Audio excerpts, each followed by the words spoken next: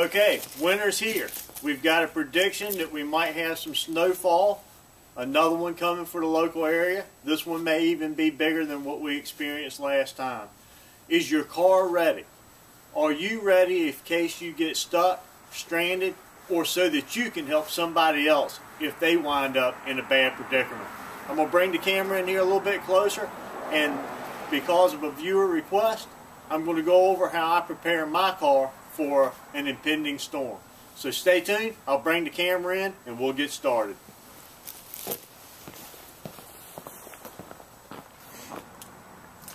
Okay, I brought a can of Seafoam in here just to remind me of the importance, and make sure I remind you that we go over our vehicle before we have a problem. Check your tires, check your oil, your radiator fluids, all of your fluid levels in your vehicle. This is a great time to make sure that they're all topped off and in good shape. And another item is make sure you keep that fuel tank topped off. Even if you know a half a tank will get you around town and where you need to go, you never know how long you might get stuck if you wind up running off the road or if there's a major traffic jam.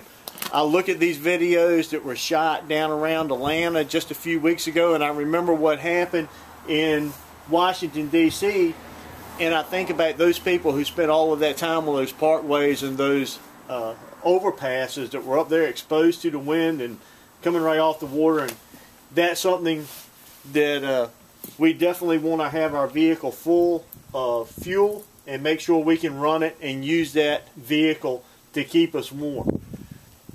Now, to go along with that, another item that I keep in my vehicle, and this item stays in here all the time, this is a vehicle roadside assistance kit, and in here is some Fix-A-Flat, a pair of jumper cables, a small selection of hand tools, and a small first aid kit. This is just good, handy pieces of kit that you should have in your vehicle all the time. Now, especially in the wintertime, I add a small mechanics tool set here. This is just a cheap version that I bought at a local store on sale, but it has some nice handy items in it, like the type of tape that you would use to repair a radiator or a heater hose, which if you could repair those and stay traveling, of course you're going to be a lot better off than just calling and waiting for aid. To go along with the tools, I added a tire puncture kit in there so that I can actually plug a tire leak, and there is an air compressor as well as a can of Fix-A-Flat inside of that. Just to stay on that same theme, some glass cleaner. So if your windshield washer fluid, if it gets froze up, the nozzles get froze up or iced over, or if you run out, you can always just take some glass cleaner, spray it on the outside of the windshield, run the windshield wipers, and clean those windshields up. That becomes so critical during adverse weather. The other thing that I carry is some automotive windshield de-icer, and this works great for your locks if they happen to freeze up too. And that's another point for your maintenance. You know, taking a little bit of WD-40 or penetrating oil and spraying in those locks so that when you stick your key in, they unlock. Do not rely on those remote operated door locks and unlock systems when you start getting into some bad weather. Some baby wipes are a great thing to have if you do get stuck on the side of the road, or if you have to get out and make a mechanical repair. Having a way of cleaning up before you get back into your clean car is a handy thing to have. And while we're talking about getting out and working on the cars, you know, everything about working on the side of the road should revolve around two things. You should keep in mind, number one, trying to get into a safe area. A lot of people are hit or have some close encounters while they're working on their vehicles, or when they get stuck of people running into them. So try to get to a place of safety. The second thing, other than visibility, is creating a microclimate, retaining your body heat and staying warm in these adverse conditions. One of the easiest ways to do that is to have an umbrella. Makes it a whole lot more comfortable when you're changing the tire in the rain. If you've got somebody with you, they can hold this over top of the two of you, and if not, hey, you can prop it up, and you can get creative and offer yourself a little bit of protection that way. The other thing that I keep in here in the winter is a nice long windshield scraper that has a brush on it so that I can clean my vehicle off. That's for two things. Number one, you do not want to be running down the road with your vehicle covered with snow and ice and that fly off and create an accident for someone behind you. That's a huge hazard.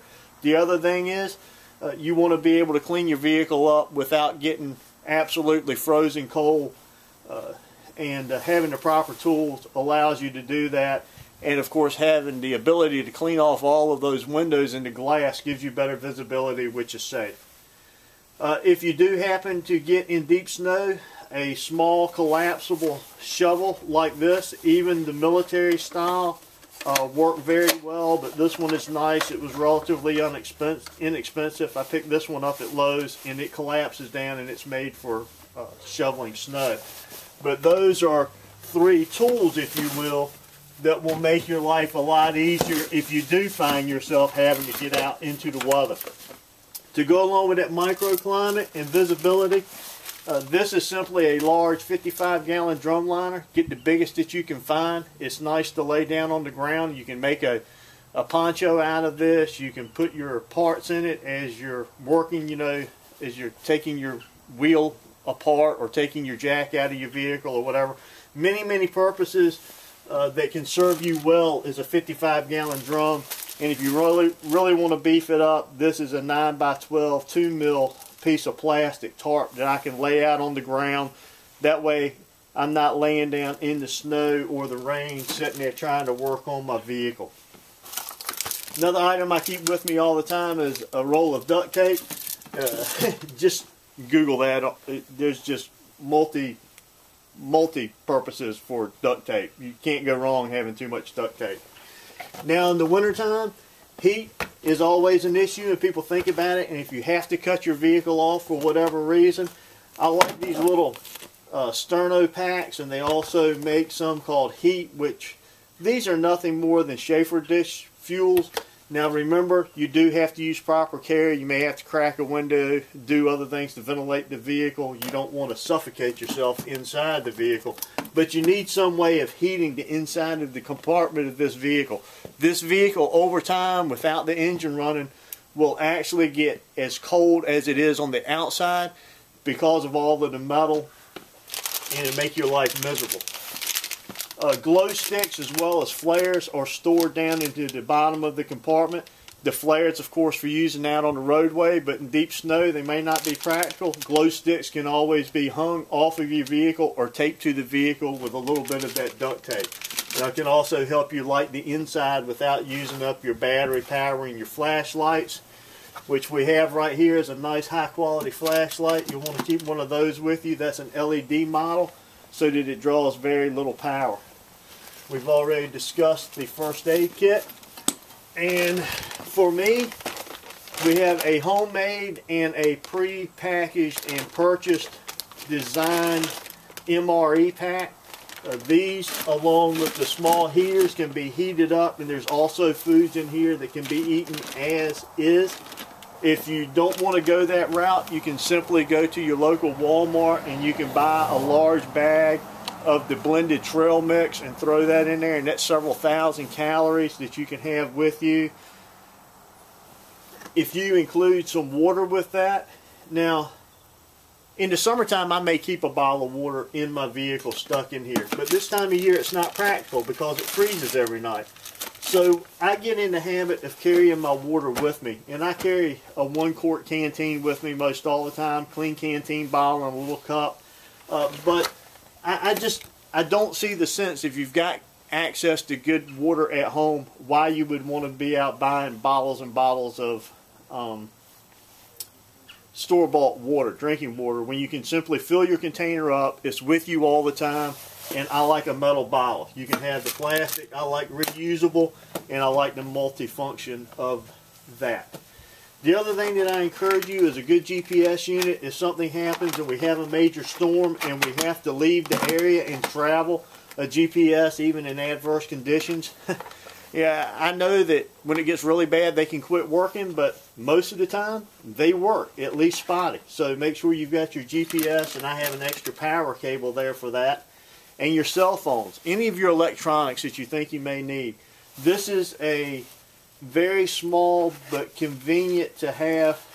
It's a solar charger for my cell phone or GPS or any other small electronic device. I keep one of those in my bag and in my kit all the time. It comes in very handy.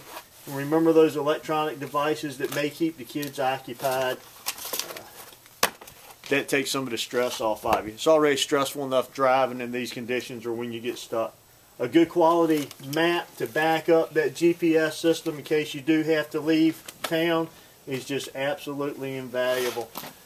I won't even get into my small emergency kit that I keep in the vehicle. I'll do that on a separate video, but this is a small emergency kit. This in that red bag that I showed you, my highway emergency kit, stays in each one of my vehicles all the time. The only other items that I can offer to you that could come in very handy is a piece of cordage of some kind. Here's some larger rope that was just purchased here locally. Here's some small paracord. And because I wear glasses all the time, I keep a few eyeglass wipes inside the vehicle. And just because of my glasses get dirty, I get headaches, and it's just one of those comfort items, and they're good for cleaning up too. The last item, fireman, you've got your turnout gear with you. That's great for you, but your family members who don't carry turnout gear with them, if you get out there, you get stuck, it gets cold, you need to be able to put on some extra layers. This is just a very lightweight, folds up small set of coveralls, and they work great, and they actually stay stored underneath the seat in a plastic bag in my vehicle most all of the time. But you need some extra garments that you can put on. And for the kids, don't forget them, extra hats, socks, and gloves that stay in the vehicle just for them.